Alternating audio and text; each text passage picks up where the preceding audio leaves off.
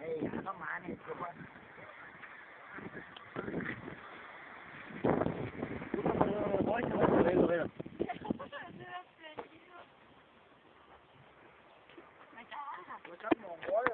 parece que viniste a dormir.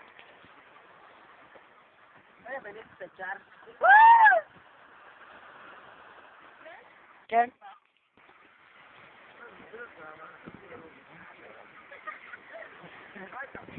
A YouTube.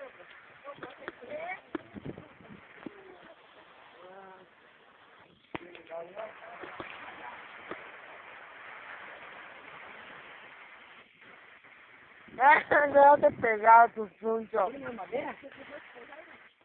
ya. A ver, ¿qué está uno de terror? No quiere comer, no. Había una vez unos niños que fueron a hacer una fogata, desapareció un monstruo y los comió a todos. ¡Oh, no! ¿Qué pasó con los niños? Se murieron. Estoy viendo cómo están muriendo juntos. ¡Oh, no! ¿Qué pasó?